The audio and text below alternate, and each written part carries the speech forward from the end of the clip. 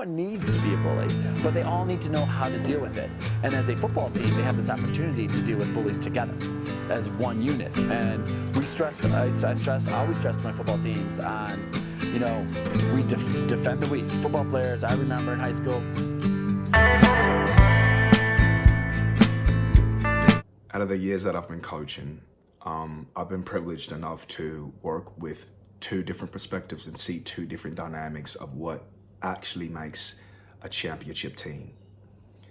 What actually pushes and drives them into pursuit for them all to come together to achieve a common goal, to have chemistry, to look at the girl or the boy beside them and truly feel like and be genuine and authentic about it. Like, this is me brother, me sister, and I'm going to ride for her.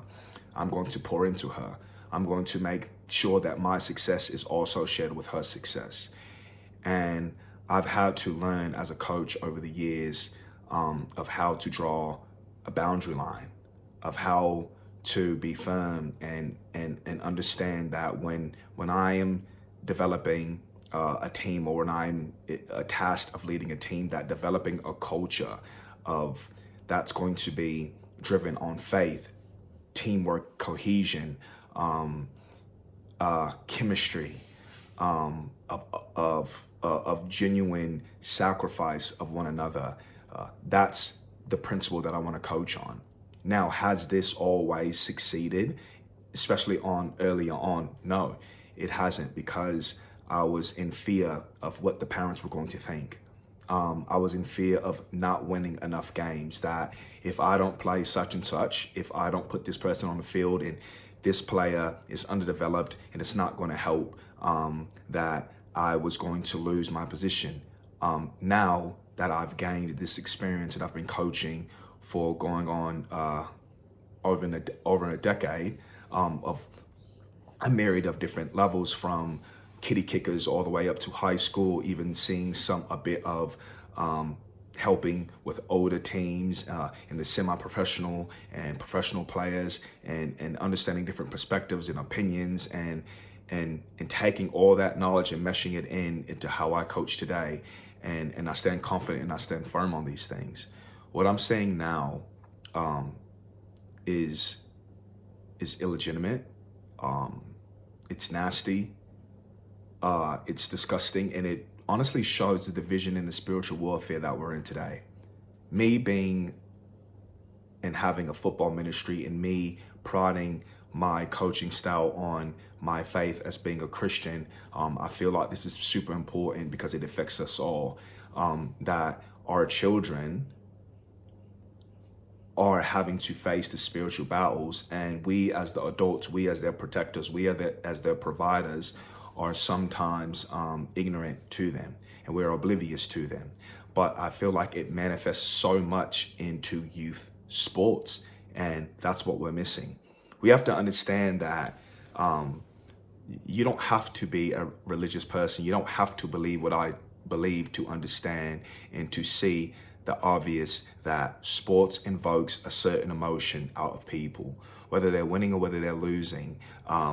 If people are diehard fans, if people are truly invested into the game, whether it's their children or their favorite athlete, certain emotions can really spark a person to do what they might feel is unthinkable. And this is starting to filter into youth sports, where refs are being abused, other people's children are being chastised and being made fun of and being bullied, not only by the players, but by the parents of the players. And I feel like that is super disgusting, right?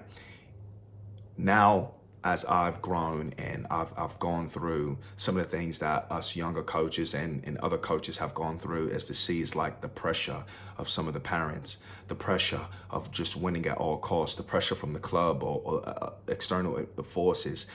Now that I'm very confident in who I am, and that's not by my own doing, that's by the grace of God, that He's giving me this confidence. He's giving me this standard and this structure to stand on, despite what comes against me. And I'm not going to waver or falter from that. And so I don't want to win at all cost. And like I did before, and that's why I'm not sitting here to judge any coach, is to say, well, this player is not developed and I got these 2-3 best players and I'm just going to allow them to work the best and everyone's going to fill in. I was there before and I understood that tactic, and I understood how some coaches feel like they have no out from that, but you do.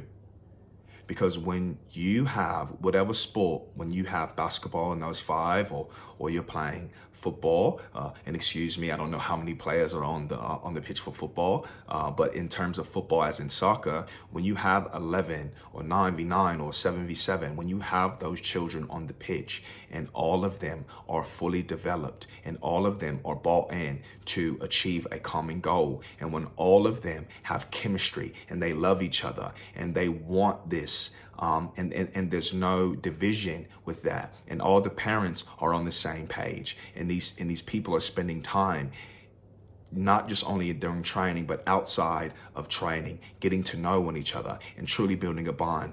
That's how you build championships, right? That's how you build longevity. That's how you build solid players who can then go on into play in any situation.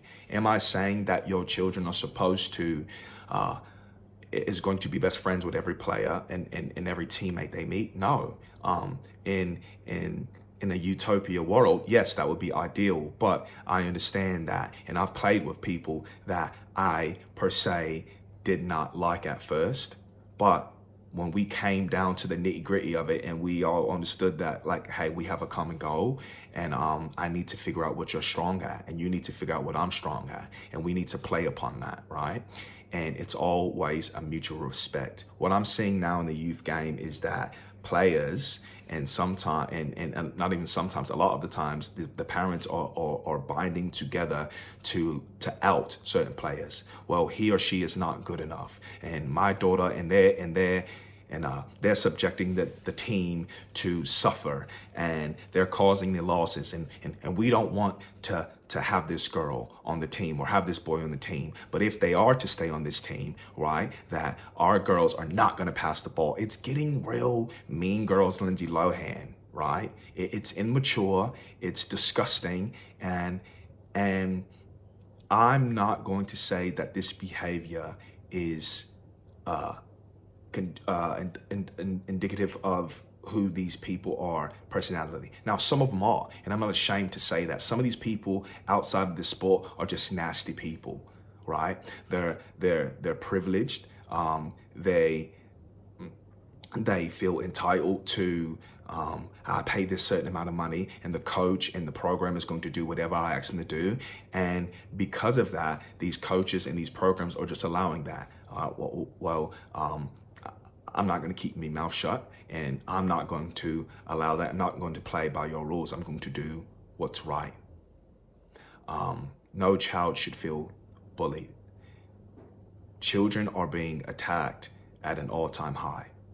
Our youth, our young daughters, our sons are being attacked at an all-time high. They're being divided, right? They're being subjugated to smut and crime, and it's affecting their mental health. It's affecting them physically and spiritually.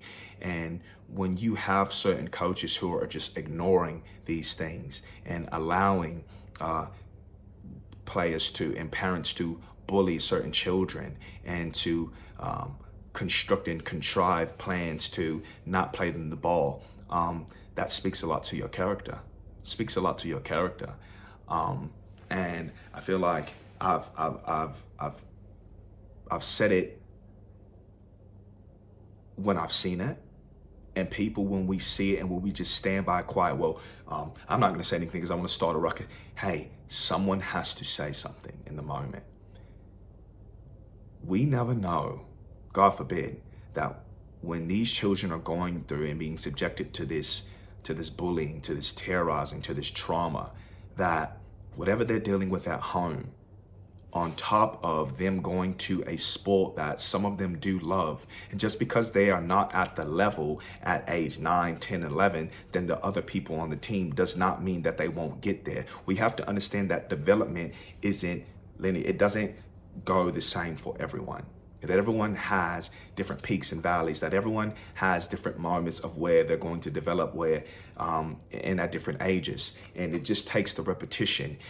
Some people are some children are God-given, naturally talented at a sport, that whatever they touch. And some children have to work more at it, and they have to be more poured into, right? And both of these children, right, should be looked at in a way that is still going to get the best out of them, right? Well, hey, this person is naturally talented, but that doesn't mean that they can't work hard, or this person is less talented. That doesn't mean that you are just going to be forgotten about, that you're going to be pariah, you're going to be pushed to the side. These children, like I said, are going through and being faced in this generation, in this time. And if we are not recognizing the time that we are in, if we are not paying attention that, like I said, whether you're a believer or not, that something wicked is going on, and that they are targeting our children, and that they are causing division, and that they are infiltrating our sports. And if they can infiltrate the sport, then they can infiltrate the schools, and they can infiltrate everything else.